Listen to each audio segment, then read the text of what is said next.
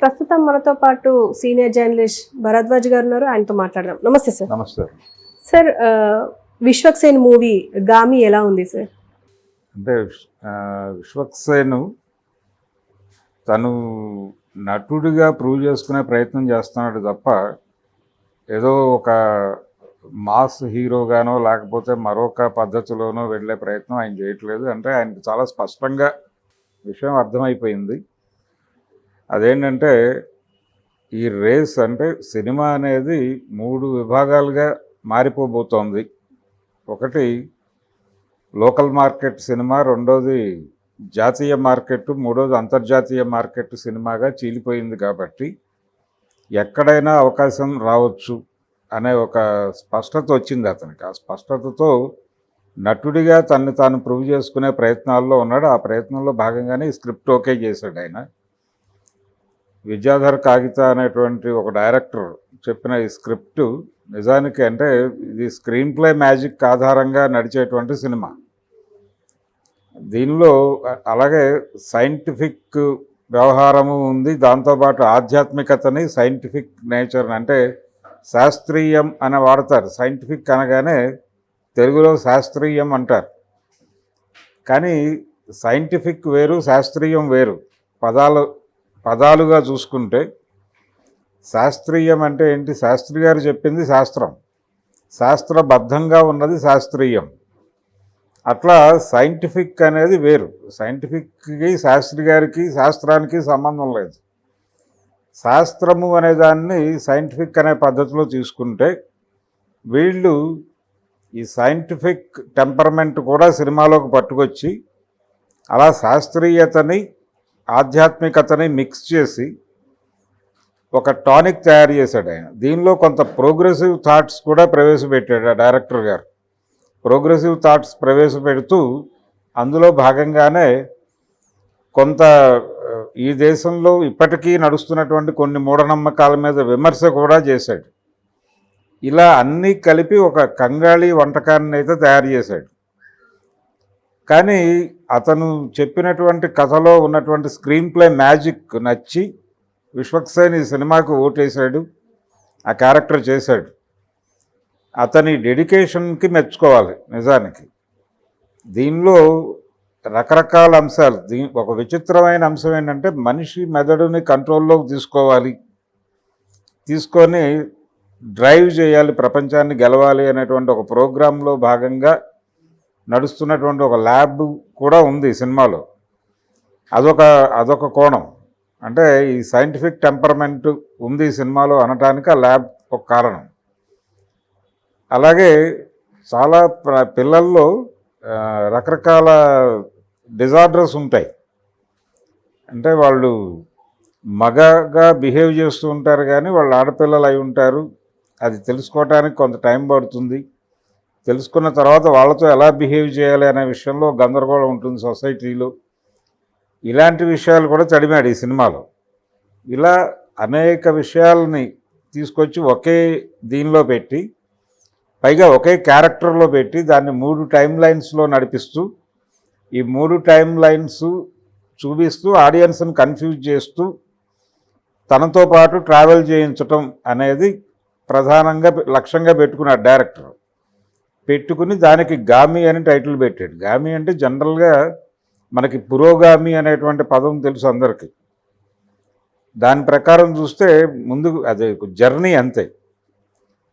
ఆ జర్నీ వీటన్నిటిలోంచి నడుస్తుంది. కొంత సైంటిఫిక్ వేలో ఒక ప్రయాణం ఉంటుంది, ఆధ్యాత్మిక ప్రయాణం ఉంటుంది. ఆధ్యాత్మిక ప్రయాణంలో శివుడి తాలూకా వ్యవహారం ఉంటుంది, రుద్రాక్షలు, అలాగే హిమాలయ పర్వతాలు, ఈ గొడవంతా పెట్టి శివుడిని కూడా తీసుకొచ్చారు రంగంలోకి. అందుకని శివరాత్రి రోజు రిలీజ్ పెట్టుకున్నారు. ఈ డేన రిలీజ్ అయితే బాగుంటుందని. అయితే ఒకటి స్క్రీన్ ప్లే మ్యాజిక్ మీద సినిమా నడపాలి అనే ఐడియా ఓకే, కానీ ఆ ఐడియాలోకి తీసుకొచ్చిన కంటెంట్ కన్ఫ్యూజన్గా అనిపిస్తుంది. అలాగే ఈయన సైంటిఫిక్ టెంపర్మెంట్, ఒక మనిషికి ఒక జబ్బు రావడానికి ఒక రీజన్ చెప్తాడు. ఆ రీజన్కి ఇంకొక ప్లేన్లో అంటే ఒక కెమికల్ రియాక్షన్ వలన వచ్చినటువంటి జబ్బుకి ఒక ఆధ్యాత్మిక చికిత్స చేసే ప్రయత్నం చేస్తాడు డైరెక్టర్ గారు. ఇలాంటి కొన్ని కన్ఫ్యూజన్స్ ఉన్నాయి సినిమాలో. అయితే జర్నీ ఉంది, ఆ జర్నీలో చాలా సాహసోపేతమైనటువంటి విన్యాసాలు ఉన్నాయి, పర్వతాల మీద నుంచి దూకటాలు, ఈ వ్యవహారం అంతా ఉంది. ఇక్కడ హీరోయిజం ఎలివేట్ అవుతుంది అని అనుకుని చేసుంటాడు విశ్వక్సేన్, కానీ అది కూడా లేదు దీనిలో. హీరోయిజం ఎలివేట్ అయ్యేదానికంటే ఎప్పటికప్పుడు ఇతను పరిస్థితులకి లొంగిపోయి మళ్ళీ రియాక్ట్ అయ్యి బయటకు వచ్చే ప్రయత్నం చేస్తూ ఉంటాడు. పైగా ఒకే క్యారెక్టర్లో 3 ట్రాకులు నడవటం వలన ఈ 3 ట్రాకులకు సంబంధించి ఒక కన్ఫ్యూజన్ క్రియేట్ అవుతుంది ఆడియన్స్కి.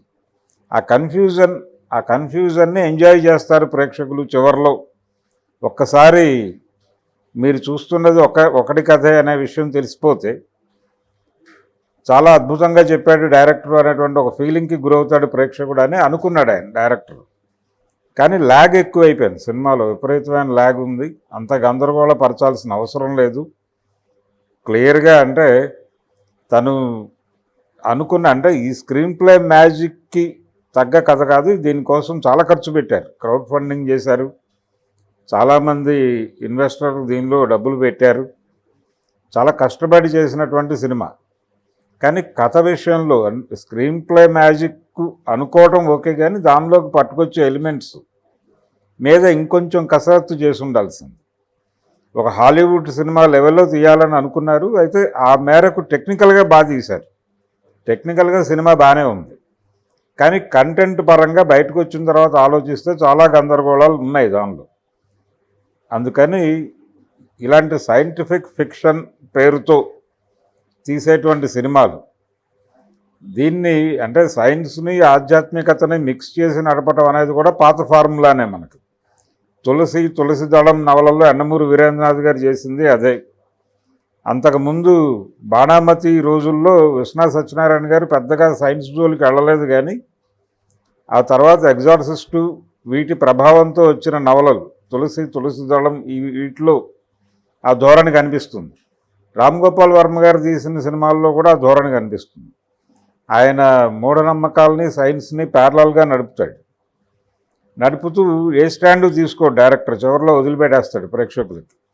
మీరు దయ్యాన్ని కావాలంటే దయ్యాన్ని తీసుకోండి, డాక్టర్ని కావాలంటే డాక్టర్ని తీసుకోండి అని ప్రజలకు వదిలేస్తాడు. ఇదే పద్ధతిలో దీనిలో కూడా వదిలేశాడు ఆయన. ఇది ఆడియన్స్ ఎలా రియాక్ట్ అవుతారు అనేది చూడాలి. ఇప్పటివరకు అయితే రివ్యూస్ పాజిటివ్గా వస్తున్నాయి, కానీ థియేటర్ల దగ్గర రెస్పాన్స్ పెద్దగా కనిపించట్లేదు. విశ్వక్సేన్ ఇమేజ్ ఉంది, ఆ విశ్వక్సేన్ ఇమేజ్ మేరకు కొంత థియేటర్లు ఫుల్ అవ్వడం జరిగింది. ఈరోజు ఇంకొక సినిమా రిలీజ్ అయింది, గోపీచంద్ భీమా. దాంతో పోలిస్తే కంపారిటివ్గా ఇక్కడ కలెక్షన్స్ బాగానే ఉన్నాయి, ఈ సినిమాకి వచ్చిన ఆడియన్స్ బాగానే ఉన్నారు. కాకపోతే బయటకు వచ్చిన ఆడియన్స్ కొంచెం థ్రిల్లింగ్గా ఉంది సినిమా అని మాట్లాడుతున్నారు, కానీ కంటెంట్కి సంబంధించి ఇన్స్పైర్ అయ్యాం మేము అన్న ధోరణిలో ఎవరో మాట్లాడలేకపోతున్నారు.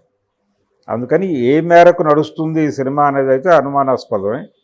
ఒక మంచి ప్రయత్నం అయితే చేశారు, ఆ ప్రయత్నం ఇంకొంచెం అంటే ప్రేక్షకుల్ని ఇంకొంచెం ఆ ఉత్కంఠభరితమైనటువంటి ప్రయాణం అని డైరెక్టర్ అనుకున్నాడు, కానీ ఆ ఉత్కంఠభరితమైనటువంటి ప్రయాణంలో కంటెంట్ వాల్యూ, కొంచెం వాల్యుబుల్ కంటెంట్ ఇచ్చుంటే బెటర్గా ఉండేది సినిమా.